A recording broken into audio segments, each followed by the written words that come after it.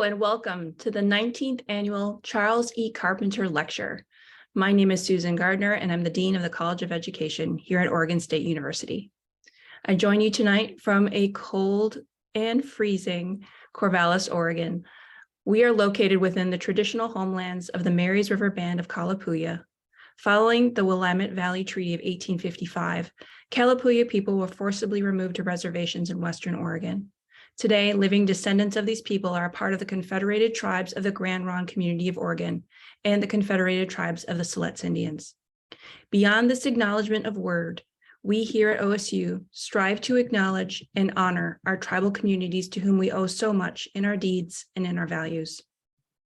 While we had great plans of meeting in person tonight in Portland, Mother Nature had something else to say. Thank you all for being able and willing to pivot and join us online.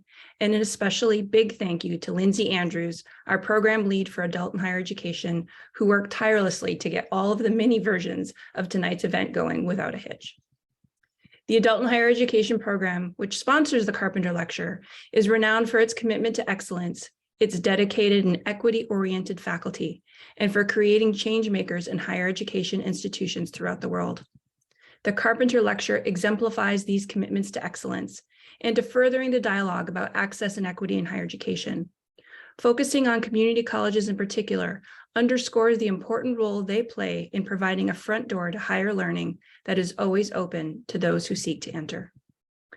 Betty Duvall and Dave Parnell established the fund honoring Charles E. Carpenter and his efforts to establish the college's innovative community college leadership program, and his memory lives on through his wife's continued generosity in sustaining the Carpenter Lecture and Conference Fund.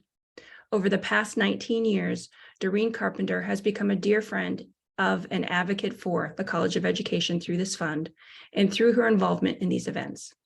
We thank you so much, Doreen, for your generosity of spirit and your commitment to the adult and higher education program's excellence.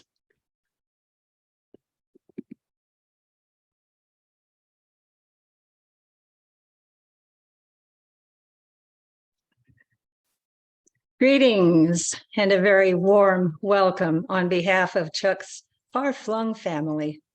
He would be delighted and I think rather amazed to see the continued success of programs he worked diligently and creatively to develop so long ago.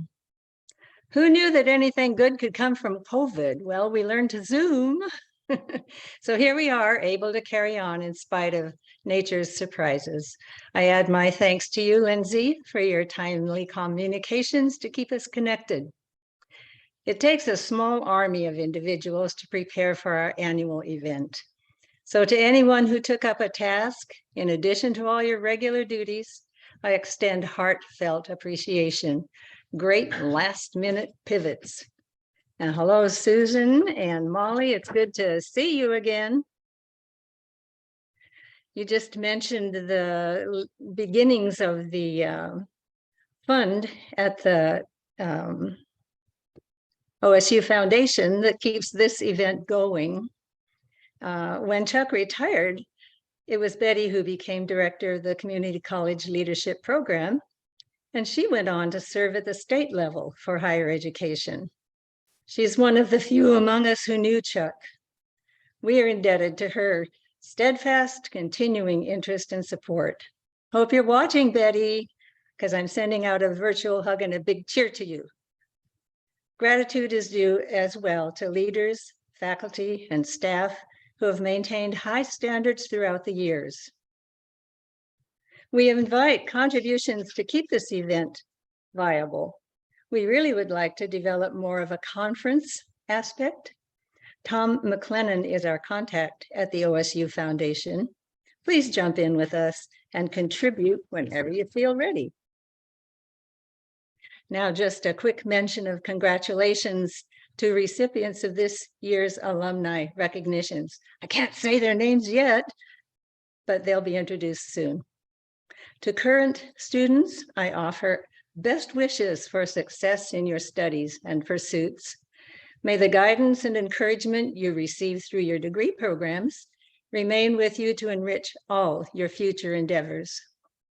Now, to you, Dr. Eddy, thank you for coming all the way to Portland. with your timely address on an important topic, bringing relevant information to every listener. We have so much to learn and understand. How I wish we all could visit with you in person. And I add my nod of respect to the peoples whose ancestral lands we inhabit, and with appreciation to you for elevating our collective consciousness. We'll be listening attentively. Thank you.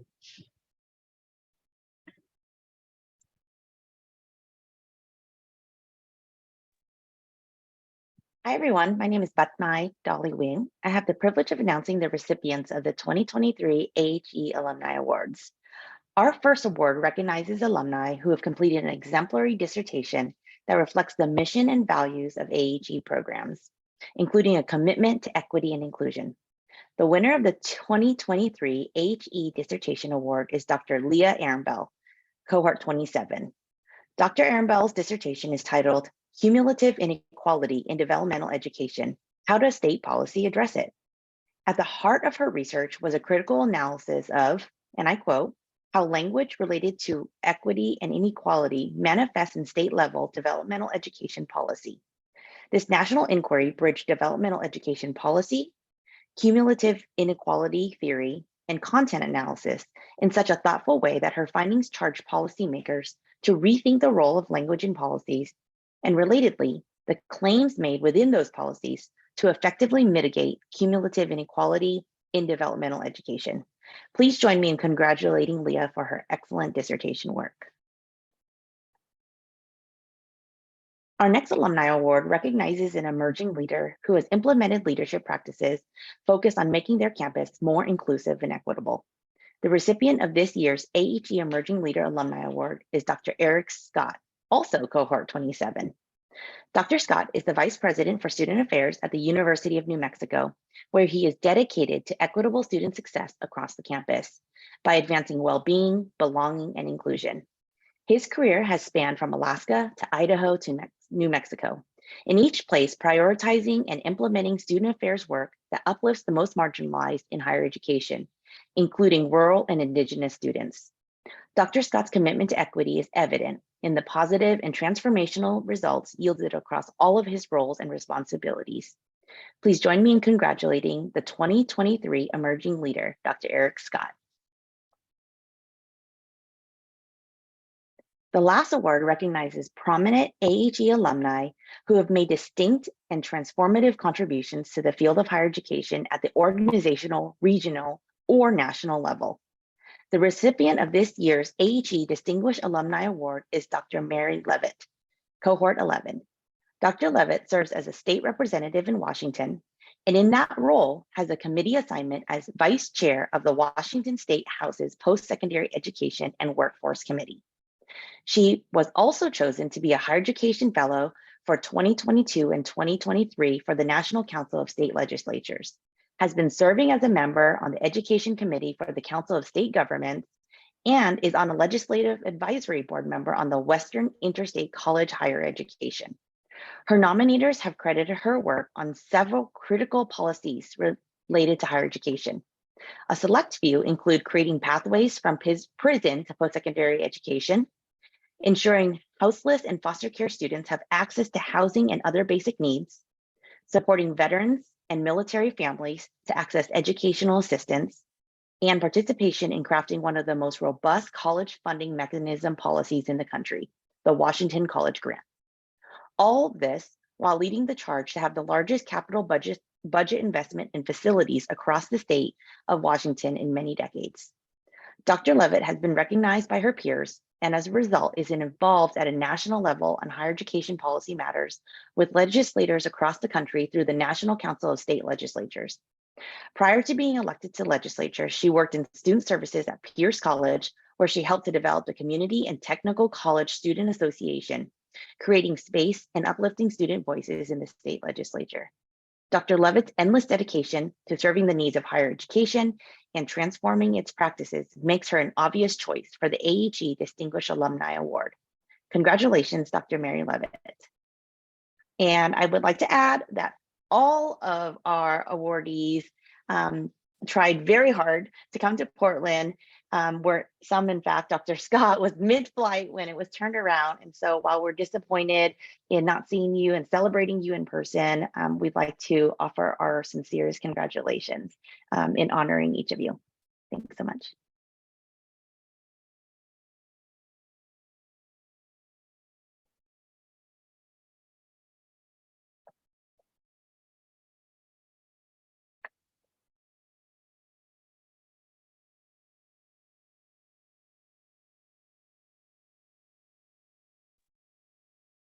There we are. Good evening. I'll echo all the sentiments that were expressed already, that I'm happy to be here in this substitute environment and do miss the chance to be able to meet and greet you all in person. I look forward to sharing some of the work that I'm doing and hearing some of your questions and answers at the end. I'm Pamela Eddy. I've been involved in doing community college research for over 20 years and had my start at a rural community college. So I always like these kind of presentations because I feel like I'm coming home to my people. It's really great to be here. What I'm going to talk about, well, or not. There we are. What I'm going to talk about tonight are two national surveys that I've conducted and share with you a little bit of the information that I've learned from these and provide some suggestions on pathways forward as we think about what does it mean to develop leaders that are going to be able to support and put forward equity. The first survey that I did was in 2016, and that survey had 1,000 respondents. And one of the main features out of that survey was trying to understand, how did leaders think of leadership? How did they define it? What did they look at? What we found in that survey, in that analysis, was that most of them still held a very leader-centric view, so that there were statements in that saying, I do this, and because of my skills, we're able to do that, versus being other-oriented or institutionally oriented. And really concerning to us when we reviewed this was that there were very few examples within these definitions that specifically addressed social justice or equity, as well as few examples of talking about student success as being central to what a leader should be doing in a community college. I put a citation reference at the bottom because that piece of research is out. And if you'd like to read that in more detail, that gives you a little bit more way to get to it. In 2021, we followed up with a survey to look at specific issues of social justice.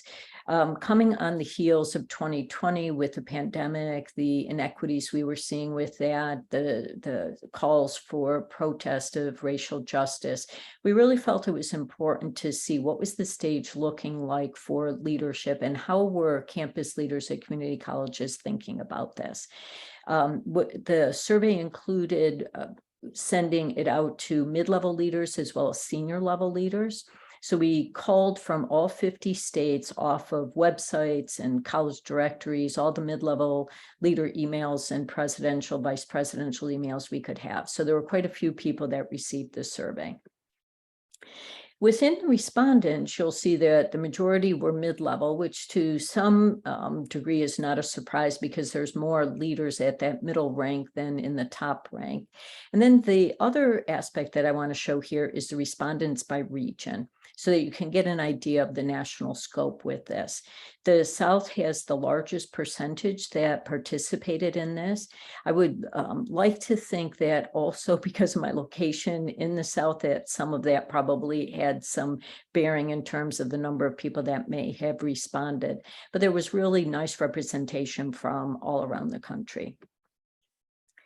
A key aspect of the survey was to ask how people define social justice. And there were a variety of definitions. There were a lot of approaches that individuals took to providing a definition that really centered around a lot of the work on diversity, equity, and inclusion. So it was quite common to see those type of words used in the definition provided.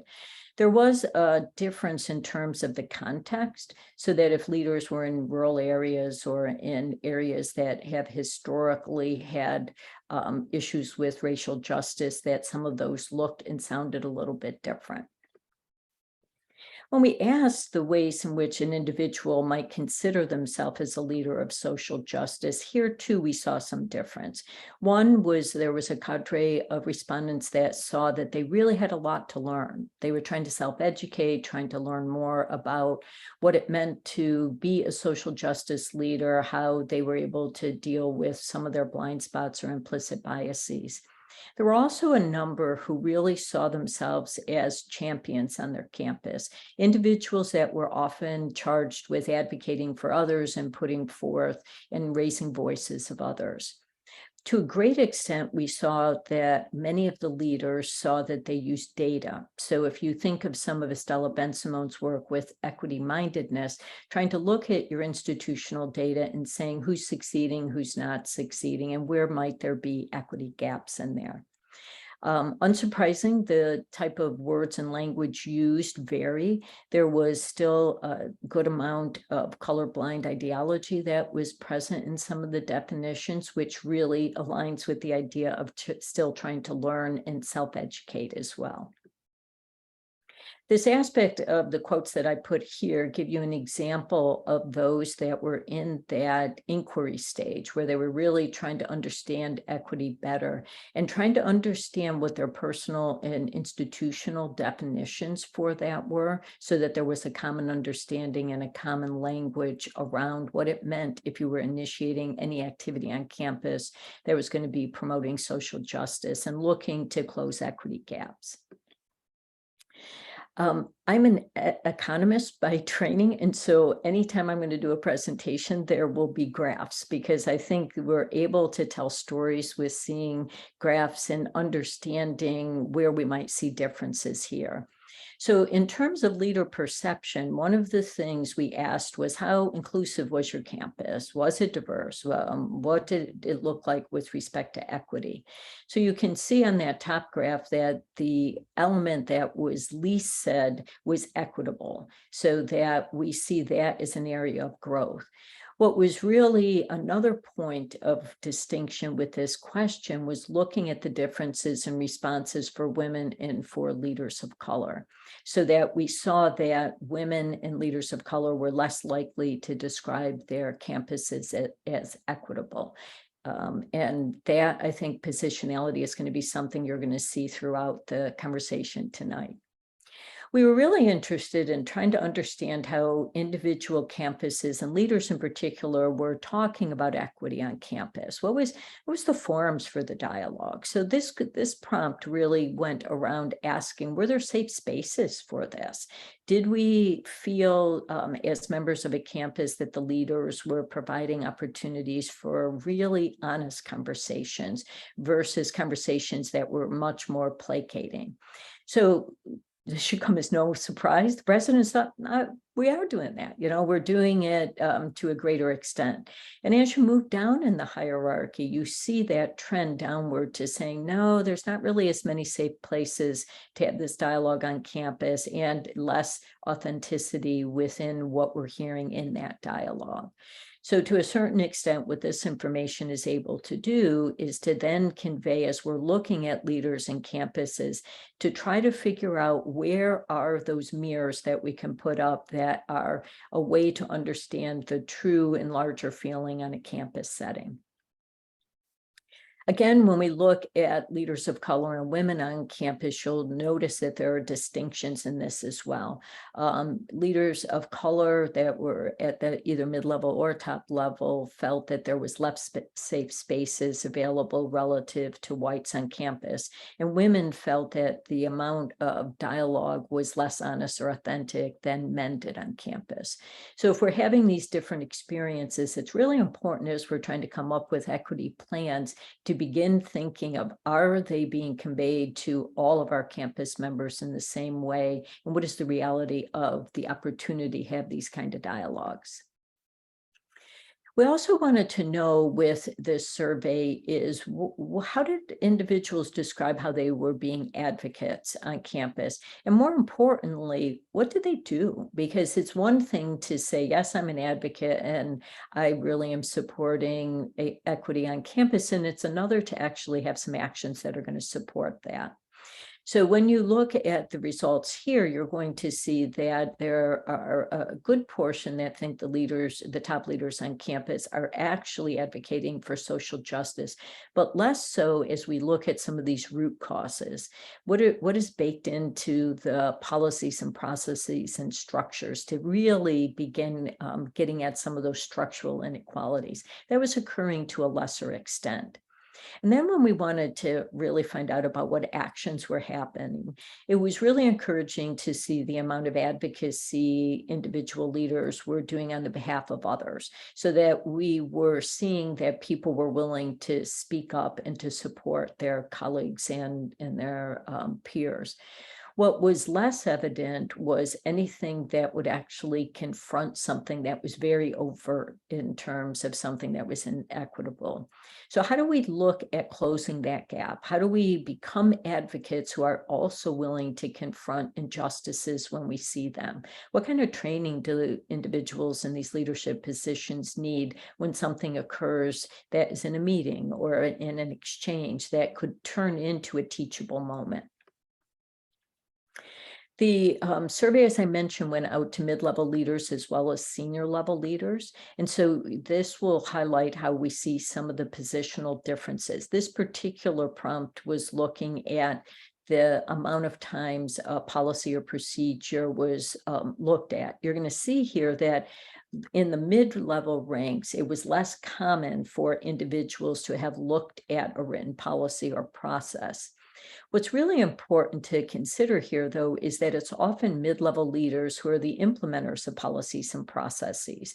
So trying to begin thinking, how can we do professional development for those in the middle level ranks to be able to and empowered to do some changes? What are the policies and processes that are available within that middle level that the leaders there could actually change?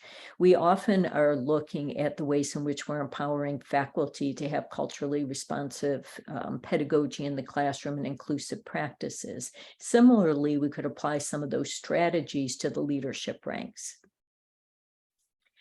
We wanted to understand in this survey also is what was occurring organizationally. Did we find that community colleges had in their mission statement and in their strategic plans a focus on equity?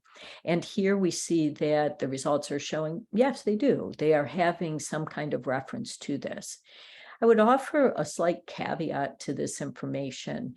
We had conducted a review of all the strategic plans of the North Carolina community colleges, 56 out of 58 of them. And when you go in and do a coding of all of the mission statements in the plans, in reality, you find that there's less specific mention of equity or social justice. Most often you would find that there's language talking about access or an open door, or we have the most enrollment of students of color, which are all very true things.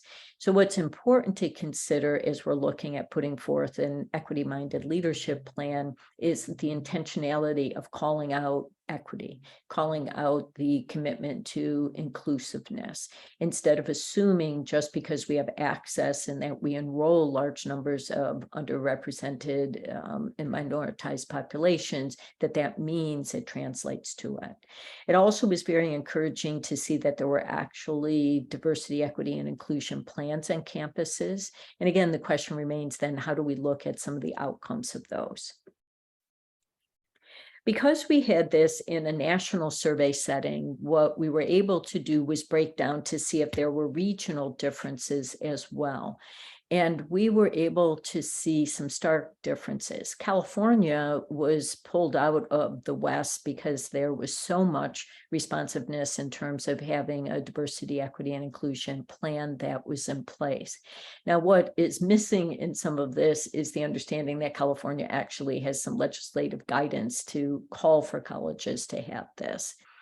What individuals looking at this information can do when they're located at colleges across the nation is determine where is the likelihood that we see this as a common practice, and where might we need to be working on this a little bit more fully with that. And so we see that the Mid-Atlantic region is one of the highest in terms of having a diversity, equity, and inclusion plans outside of California. And this type of introspection is really helpful as we're trying to advance the equity initiatives on campus. So the meat of trying to think of how do we do this blueprint? What do we really need to do to change some of the conversation about equity to actually moving it forward into some practice and to closing these equity gaps? What I've done in this slide is to be able to show you two different perspectives. One is the individual work that needs to be occurring. This individual work needs to occur for every single member of the campus, not just the leaders. And at the heart of this is that first self-awareness and raising of a critical consciousness so that individuals can have that introspective look and trying to understand where are my implicit biases? How do I think about that? In what way does that come across in the actions I have on campus? And then being able to figure out how do I augment what I already know, and how do I learn more about this to ultimately turn into a position where I have an equity-minded mindset moving forward. So for leaders, this is going to occur at two different levels with leadership development. You're going to see that same type of self-awareness and introspection that's going to be really helpful in terms of growing as an individual. And that growing as an individual then translates to how do I lead others to come along as well.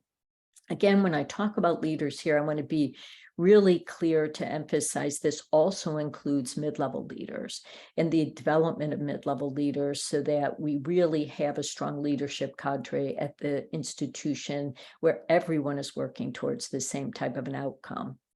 As we think of what kind of competencies are required for this, one of these are really looking at trying to take data and be able to use that to craft stories. So again, going back to some of Estella Ben-Simone's equity-mindedness, if we look at data and look at it in a disaggregated way, we're able to tell the story of our campus. Who is missing out? Who is not being successful at the same type of rate? And then bringing into this a race consciousness and really calling out what we need to be looking at for aspects of equity.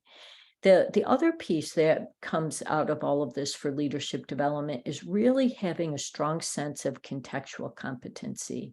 And as you can recall from that last slide I was showing with the regional differences, what regions look like differ, what their past looks like differs. If you're in a rural community college versus an urban or versus a suburban, if you're in a wealthy area versus an area with constant poverty, is going to make a difference. So that a leader really needs to be conscious of what that means to be in that location and understand what it is going to be to move individuals along, especially in places that may have entrenched issues from past experience, past history, and understanding how to bring everyone along versus discounting some of that. And then the more we can use this with data is important, but equally important is being able to tell the story of equity on campus and why it matters, so that the leaders would be able to, at any given moment when someone asks or challenges, why are you putting forth this equity initiative, they can really respond with something that is a story that takes the data and makes it in a human form. How are you going to feel compelled to have some action because of the story that you've just heard? And so how the leader is going to frame this becomes really critical and becomes a skill that really is sometimes the most important one, and that is something that will help with building some relationships as well. One of the key aspects in building this equity mindset on a campus is really drawing upon this idea of a community of practice. Communities of practice are something that are often looked at in faculty work or disciplinary work. And I would argue we really need to be thinking of what does that mean in building a community of practice on a campus that has this equity mindset. And really, we're talking about a culture change that would be able to occur as a result of having everyone pulling in the same direction and committed to similar goals with that. And within a community of practice, there is a really strong emphasis on relationships and having a shared understanding. If a campus is just putting together a diversity, equity, and inclusion or justice plan, what is the first and paramount issue is, do we mean the same thing when we say each of those terms? Are we talking about the same definitions? And getting to a place where everyone has a shared definition that they're able to say, and everyone on campus would be able to respond to the question of why should we care about equity on campus? That is the kind of thing that will start turning minds and hearts and ultimately turning our campuses into the kind of places that we really want to see for our students and to promote student success. We know when students are thriving in an inclusive and caring environment, they're more likely to succeed. And as one of our key focal points in community colleges, that's really the end game with it. And in conclusion, what I want to focus a little bit of time on is talking about each of the points that are going to be really important to move some of this work forward. When we think about leadership development in terms of any leader moving up in ranks or staying as a leader in place, it's really important to think about where are individuals going to learn about this. So there certainly are ways to learn to be a better leader by reading more things, by doing some self-assessments and self-reflection.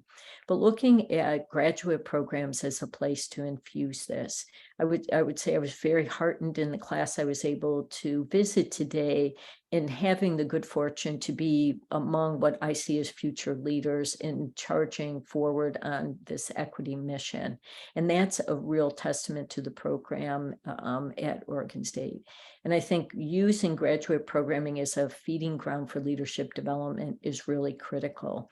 I think we would also see where we can have regional forces at play that would have convening, such as this, where we're able to bring individuals together to learn more, to meet others that care about the same type of missions and move that forward as well.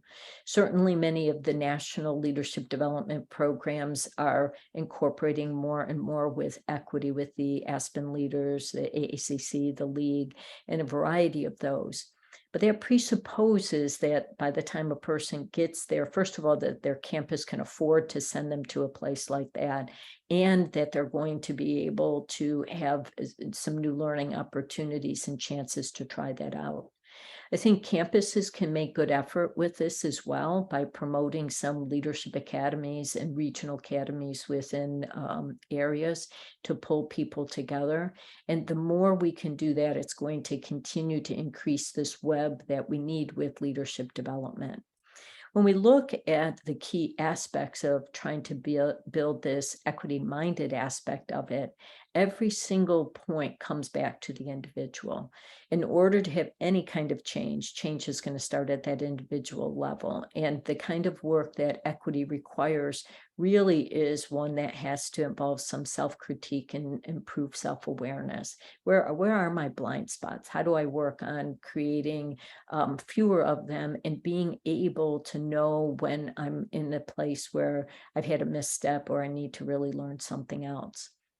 Trying to see the work of equity being codified and leaders doing this in mission statements is important, but equally important is to make sure that actually has the same meaning for everyone, and that we're not using access as the way to say, well, of course I have equity because I've provided an open door and everyone can come, so everyone would be able to have those same experiences. So really troubling some of those terms, I think, is really important as we're going to move forward the agenda on a larger span.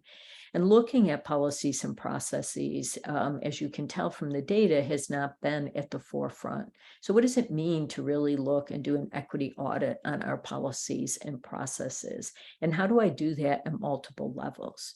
Asking the why question and creating an inquiry mindset on the campus and a culture is going to be really important to having success in this way. Professional development can occur in a lot of different ways. Some of that, as I've mentioned already, can be in these programs, but also in these communities of practices. The cohorts that have come through the program are ready communities of practice that are going to be able to connect with others to be able to amplify some of the changes that are going to be required. Ultimately, we have to have some metrics that are going to say we actually have done it. If we have a goal of closing an equity gap, how are we measuring it? There's the adage about the things that get measured get done. So if we really have a commitment to that and we're looking to close that, we're going to look at the metrics that are behind it and then understand why are the gaps there and what are the ways in which we can put in programming that's going to help close those gaps and make a difference with that. There are multiple moving parts for any single campus, and so we can no longer rely on more of those leader-centric definitions. We have to really be thinking about how do we empower others within a campus at the mid-level, at the faculty level, to be able to have a voice and to be active in moving forward this kind of agenda, and really looking down the road in terms of the future and what our dreams are for equity in community colleges. So I'm happy to have had the time to share with you tonight. I put my email on this.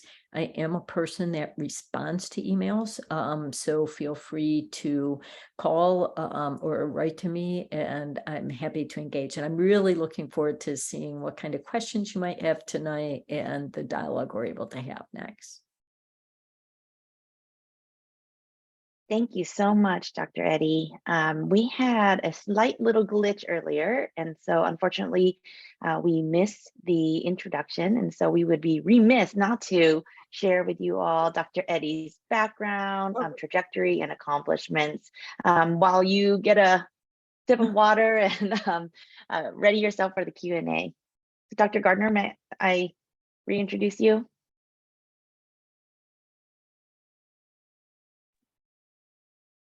Yes, my humblest apologies. My computer at that very moment decided that it was all done for the moment. I think it also was frozen, kind of like much of Oregon is tonight. So my humblest apologies to you, Dr. Eddy. We were so happy that you were here with us tonight. So now my computer is once again being a pain in my butt. Okay, here we are. Sorry, everyone. I appreciate your forbearance in my mini technical difficulties tonight. So thank you again, Dr. Eddy. Just to recap some of her mini accomplishment, she is Associate Provost of Faculty Affairs and Faculty Development and Professor of Higher Education and Educational Policy Planning and Leadership at William & Mary. Her research interests, as you all heard, include community college leadership and development, organizational change and educational partnerships, gender roles in higher education, and faculty development. I myself have cited her many times in my own work and find her extremely influential and just always an inspiration. Professor Eddy serves as a consultant for campuses, system offices, and unfunded grants regarding strategies to support community college student success and to promote leadership development. Pam has authored 6 books and edited 6 others. Her most recent book with Betty Kirby is titled Leading for Tomorrow, a primer for succeeding in higher education leadership. Eddy is the editor-in-chief for New Directions for Community Colleges and serves on the editorial boards for Community College Journal of Research and Practice, Journal of Women and Gender in Higher Education, and Innovative Higher Education. She also received the 2006 Emerging Scholar Award and the 2013 Senior Scholar Award from the Council for the Study of Community Colleges. Professor Eddy was recognized with a 2021 Outstanding Faculty Award from the State Council of Higher Education for Virginia. Additionally, Pam received the 2011 Plumery Award for Faculty Excellence at William & Mary. She was a Fulbright Scholar in Dublin, Ireland in 2009 and continues her research on partnerships there. Again, thank you so much for joining us, Dr. Eddy. It was such an honor. Happy to be here. Thank you, Dean Gardner. And now we will go ahead and transition to the question and answer portion of the lecture. So if you have questions, please go ahead and enter them into the Q&A, and then I will be happy to facilitate.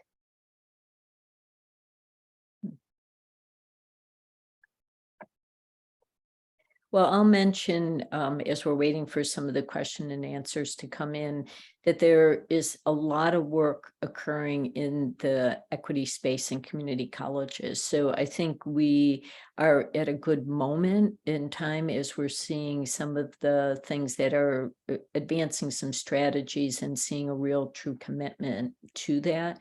So I'd encourage everyone to look broadly, because it's really, I'm one of many that are doing work in this kind of space, and it's really always a joy to see the work that's coming forward. In the summer edition, I'm trying to remember which edition it is, summer edition of New Directions for Community Colleges, it's going to be a volume that's edited by Jorge Berminke and Catherine Hartman, and it's all about issues of equity and looks at leadership issues. So I'd really encourage you to look at that volume when it comes out, and you're able to go on and get notifications on the New Directions site to get anytime a new one comes out.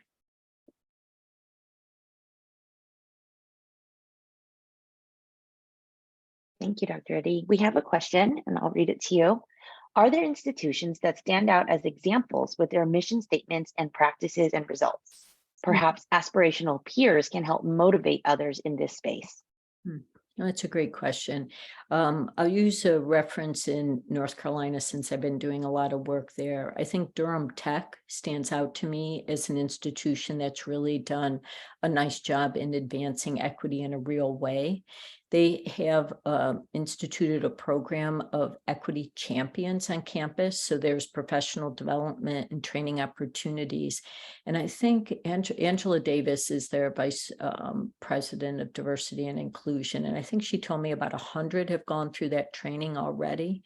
And so what you find is that you have, again, a lot of people doing the work. And if you look at their mission statement and their strategic plan, it really embodies real change in action, in my opinion.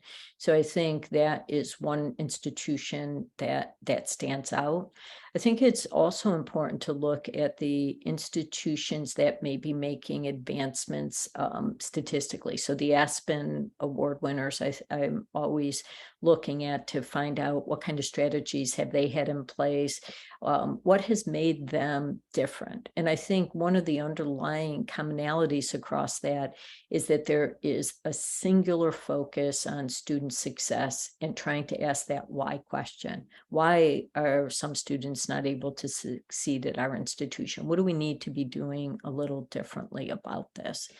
I think a big portion of that is how students feel when they come to the campus.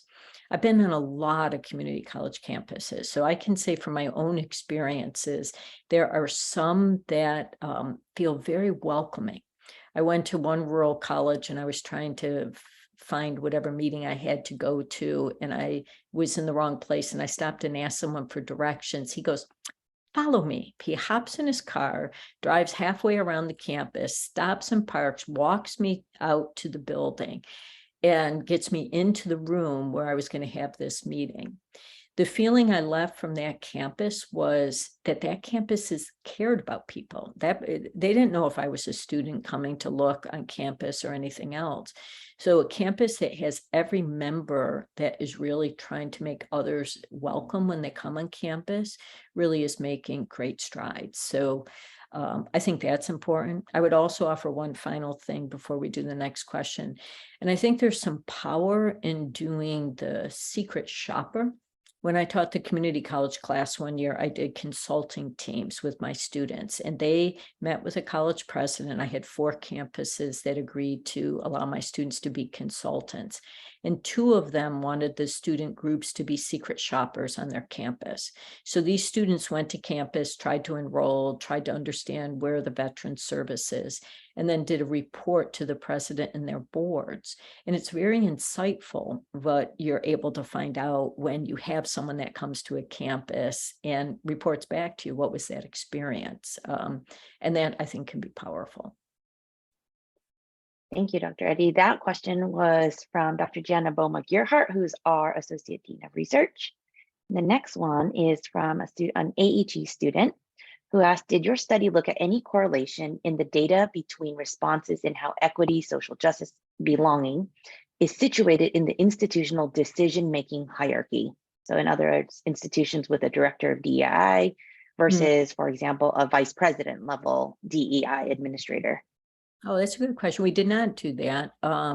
We did do follow-up interviews with 20 mid-level leaders, which in some ways gets at some of the question, but I'm going to actually go back and look at that data now a little differently based on that question, because we really wanted to understand if those in the middle were the ones that were really implementing and doing the work, what did it look like? And so what we found predominantly for those mid-level leaders is that they did have some type of a title that was around diversity, equity, and inclusion. So that was predominantly at the director level that we saw that. And some of the issues that that group brought up were in particular around the issues of context. So there was one mid-level leader that was from a southern state that says, yeah, we can't use the word equity here. You know, we're in such and such a state. You know, anything that would have that word associated with it wouldn't allow us to make progress. So we have to say it is social mobility because that was something that was more palatable. So trying to understand that context of a place matters, and trying to educate your community is going to matter around that. But I will look at that data. I have not done that yet. Thank you. And our next question is going to make a lot of sense because it's from our one of our awardees, Dr. Leah Ehrenbell, for her work on development, education, and policy. And the question is, you mentioned that California stood out as having legislation that requires equity language in policy. Do you think this is an important step in furthering more colleges having equity in policy? Oh, I think so. I think if you had a common mission for that, that really would be a way to see some of that coming in policy.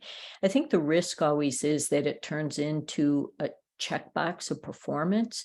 So coupled with that would have to be something that is actually going to be looking at the kind of changes that were occurring, so that having a DEI plan in place certainly is an important and critical step. But if that DEI plan sits on a shelf, it still is doing less good than it could possibly do. And I think that is the same that we've seen for years with any kind of strategic plan or any kind of change initiative. But having a policy behind it really allows you a way for a campus leader in particular to say, yes, we have to pay attention to this because this is a state initiative and this is something that is really important. And someone told us we had to do it. So mandates do get a certain degree of action. The next question is, who should be involved in communities of practice? And should these communities of practice be extended across campus to all levels? I think so. I think communities of practice, you're going to see them forming in multiple ways. And I think what it reminds me of a lot is social network analysis, where you see nodes, so that these nodes are going to connect to one another. So you might begin with developing some of these community practices that are going to be at similar levels. So you might do a faculty community of practice so that you have peers that are really at the same stage of work and looking at things that they need to be getting done.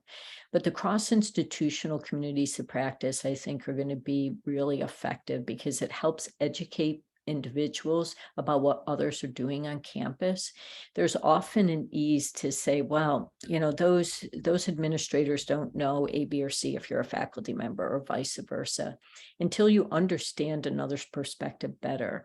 So anytime we can have cross groups together, you're going to have a more robust community of practice, and you're going to see that advancement in learning that's going to occur. Another question from an AG alumni awardee, Dr. Mary Levitt. Do you track at any time legislation across the country that require DEI efforts at institutions and the impact on student environment or leader behavior towards DEI efforts? No, I have not done that. These are always great dissertation topics, so I hope someone in the audience is really listening carefully on something of that. I think the point of that question, though, that's especially critical is the need for more national data, in that oftentimes when we are looking at smaller projects or research endeavors, we're looking at a state level, and sometimes not even at the state level, we're looking at a region within a state. Until we can see some of these larger policy implications, we're going to see less of that. There has been some historic work looking at policies in this national way on other topics. I don't know that I've actually seen anything on that particular way of looking at the policy on DEI efforts, and then trying to understand what is again the outcome of that, so that if we have this, what do we see as advancing on some of that. I'll make a note of that. I'm going to need to have another project after this one's done. Our next question is from Ian Sherman, who wrote, I imagine part of the reason for inflated numbers from presidents regarding equity-focused campuses is the desire for presidents to spin their colleges in a positive light. But how might we be able to examine why higher leadership levels have rosier views of equity on campus? I think part of that might be explained because the perch of the leader is much broader than those that might be further embedded in the institution. And so their perspective that they're trying to take on this is based on what they're seeing externally, what they're reading, as well as what their own understanding. And trying to look at this in an aspirational way, in some ways, is part of what leadership does, is as we're trying to inspire. I think the difference is between inspiring to doing more equitable work or thinking more equity is occurring than actually is. The part that concerns me the most in that data is trying to look at the opportunities for safe space for dialogue. I think as you move up in the hierarchy, leaders feel like, well, I'm able to talk and say, and it's a very safe space, without examining some of the power that comes with that leadership position that affords them that opportunity to have safe dialogue in that. And so as we really want to be looking at having an opportunity for more safe dialogue spots, we really need to have leaders say, I better ask someone, or I need to do an audit of my own campus to understand how people's perceptions are. Because sometimes you get further removed from the actual on the ground efforts. And in terms of on the ground efforts, Joe Schaefer asked, how do we respond to challenges in moving this work forward as we begin to see anti-DEI legislation being passed by different states? Yes. So in some of the mid-level interviews I conducted, which were done maybe 6 months or a year ago, already some movement had been afoot in some of the states in which these individuals were located. And what many of them talked about was the idea of sort of flying under the radar in terms of the kind of programming they did, and and this in particular is where language use came up. Now, discouragingly, there were some individuals that were in certain states that said, yep, it's dead in the water. I can't do anything from my position. I think that may be a bit defeatist. And I also think what we find as people committed to equity and social justice is that work is going to occur and they're going to do it. It just is going to look different, and it may be much more individualized, located, versus being able to do something wider with campus policies that are codified, that are sort of the places where some of the lightning rod of this might occur. And this is really an area where it's important to develop some of the community relationships, so that as you educate the community around the campus as well would be supportive of the efforts that are going to be taking place. Thank you. And we have one last question, and is from our final AHE Alumni Awardee, Dr. Eric Scott. You mentioned a desire to learn as a common theme, but also acknowledged some definitions such as colorblind ideology and access equals equity. What are your thoughts on how we as a field can influence some of these spaces where those doing the teaching may have some misguided conclusions about equity? That's really, I think, again, this is in part where professional development can be useful in that, but we have to also move beyond saying this is our DEI PD and people just sort of go on autopilot with that. I think a lot of this is going to really occur with relationship building, so that as individuals on campuses and anywhere trust the person they're speaking with and have a relationship with them, the ways in which that information can be shared and the new knowledge on equity in particular can be advanced is because they're looked at in terms of being part of their learning journey versus being discarded because, oh yeah, that they're from the other side. So as much as we can reach out and build some of those bridges, I think that's going to be a part of it. When we think of this institutionally, it really continues to come down to how do we build the culture, the larger culture that is going to embrace this. And when we start thinking of this as looking at student success and caring for students and actually caring for one another, we're going to see some work. I think it's important, though, also to be thinking that those that have been on the forefront of work with social justice and equity is that this is really hard. And that as part of that, we need to be thinking and as much as possible, protecting some of these equity champions on campus so that they're not going to get burned out. I talked to one woman that was a new vice president of DEI, and she came in and she's like, oh, I'm going to do these 100 things. And then after the first 6 months, she's like, I can't do 100 things, and so trying to be able to also pick and choose where you're going to have your biggest lever for change can be part of that as well. Thank you so much. And I am looking at our time and want to be respectful of Dr. Eddy as well as all our attendees. If you have any further questions, sounds like Dr. Eddy is responsive by email, which I personally applaud, and I encourage you to reach out to Dr. Eddy. I'd like to say thank you so much, Dr. Eddy, again for your wonderful lecture. Thank you all for attending and for pivoting to the remote format. We very much look forward to seeing you in person, no snow, next year. Feel free to visit the Carpenter Lecture website in the next or in the coming days for a recording of tonight's event and a digital copy of the program. Again, our many, many and most sincere thanks to everyone and especially to Dr. Eddy. Have a great night.